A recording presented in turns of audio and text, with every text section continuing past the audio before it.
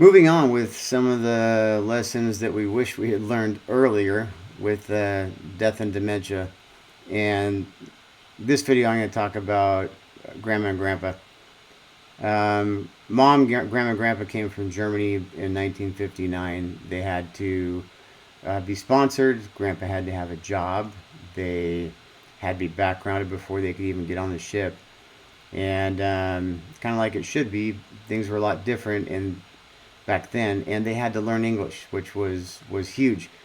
Mom spoke a little bit of English, having studied it in Germany, and grandma and grandpa didn't speak much at all. And I still have the books laying around here somewhere where they were taking English courses while they're here in the United States.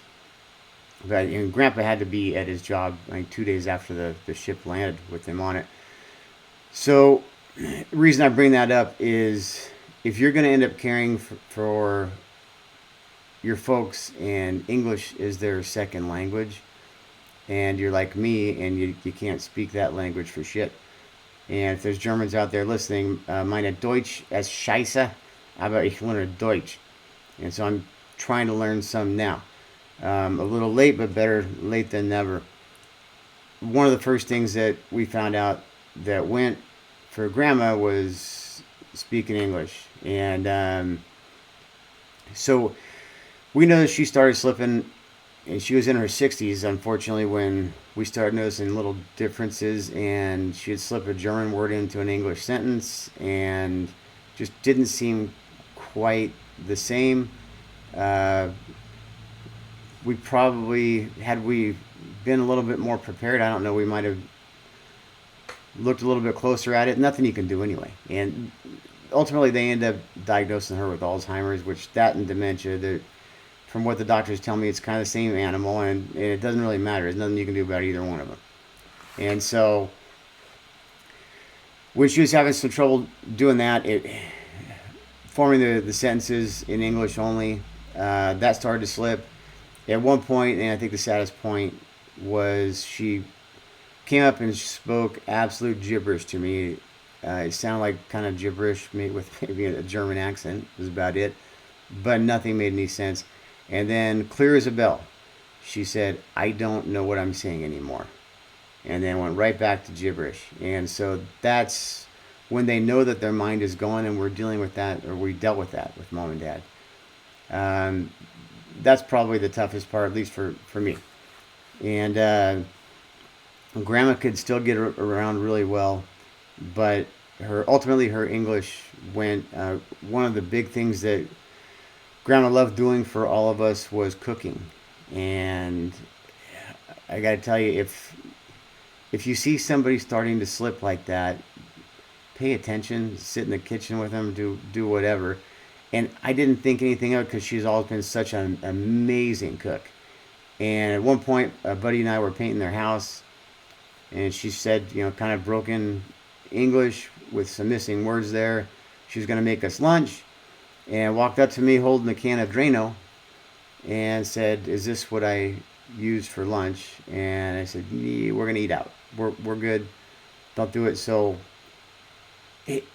just something's not connecting. Wish I had known a little bit more at the time.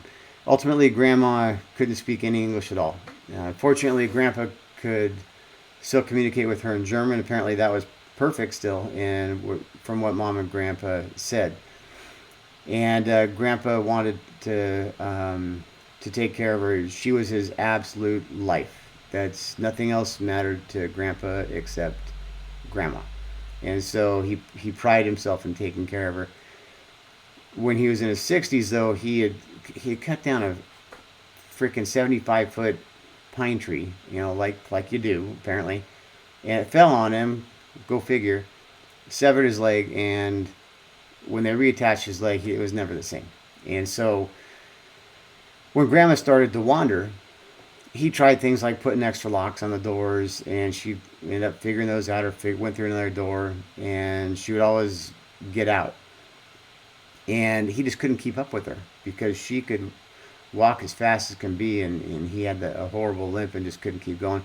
So he had to call the police several times, and finally ended up having to talk to my mom and decided it was time for her to go to a home. And like I said, if people watch this video, they do have tracking devices now. I found one that I've been pretty impressed with. We found it too late to use for my folks. But if people actually watch this, I'll see if I can get the people on for that device to talk about it. But back then, you're talking the early to mid '90s. That stuff really wasn't out there. And so mom ended up finding her a really good home. They specialized in Alzheimer's and dementia, and it was only a mile from Grandpa's house. And so Grandpa could walk and see her every single day. And like I said, that was his life. And she got to the point in there where even though she didn't speak English anymore, I would go in and, our brothers would go in and you could tell that she recognized you, that there was something in there that she was happy to see you. And I should have gone more, I guess. Mom went almost every day after she retired. And I didn't go that often. And I'll tell you what, I feel like a dick for it. But even going through it now, dealing with mom and dad, I don't want to go. And I feel like an asshole for saying that, but it is hard to watch the people that you love just fading away. And so I do go, but I don't know if it's natural or if it's normal. There's a lot of guilt involved there too for not wanting to, because it's freaking difficult to watch.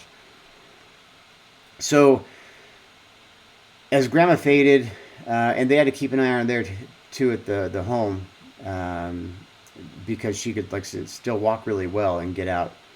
Grandpa ended up getting sick, and he was getting to the point where he was going to be released. I thought he was actually doing pretty well, but they had apparently told him that he would be on hospice care and wouldn't be able to walk and see Grandma anymore. And he told me my last visit, just let me die, because if he couldn't see her, he had no point in his life. And that night he died.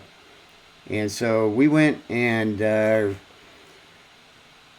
cleaned out their house that night, of the things that cannot be replaced. And so if you talk to your local police departments, I'm sure they'll back me up that some of these people out there will read the obituaries, try to find out where the person lived, and it's probably going to be vacant because they died. And they go in there and they steal shit.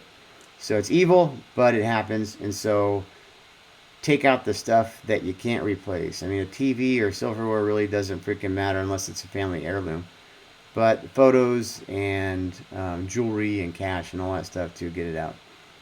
Ultimately, our older brother ended up moving in to their house, and he actually lived there until he died, which will be another video or two when I talk about that.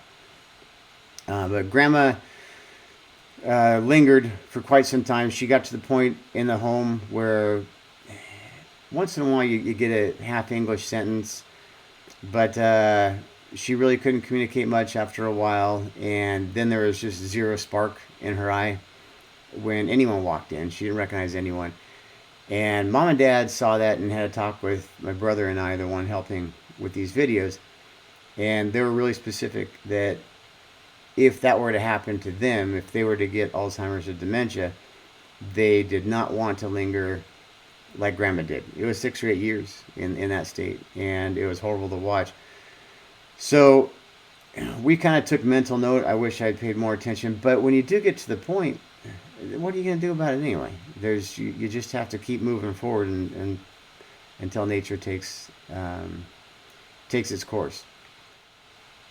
So when Grandpa died, like I said, Grandma was still in the home. All of Grandpa's stuff was in German. And everything was written in German, so Mom had to take care of that. And none of us could give her any help. She had to deal with all that.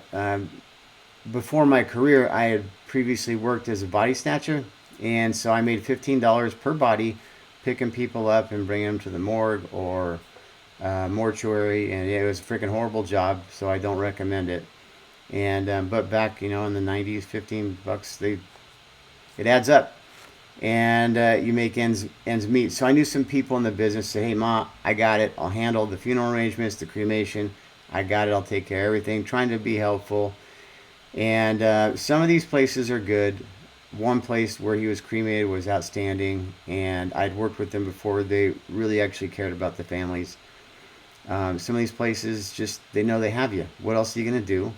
You have to dispose of a body. You have to have some kind of service, or for the most part, I told my wife, just, throw me in the green waste, for Christ's sake. So just, you're probably going to have to cremate me first, because pieces of me in the green waste, I'm sure someone would ask questions. But it's a lot of it out there is just people taking advantage of people in bad situations. But like I said, the place where he was cremated was outstanding. And I get a call from the place where he wanted to be buried a few weeks later. And I said, hey, we're going to inter him, I think is the word, where they put him in the wall. I said, we don't need to see it. We had out of service. Just do it and let me know when it's done. And then the gal said, okay, by chance, do you have his remains? And so, once again, I'm from a different generation. My answer was, what the fuck would I be doing with his remains? And I did say a few more things because I wasn't very happy with that.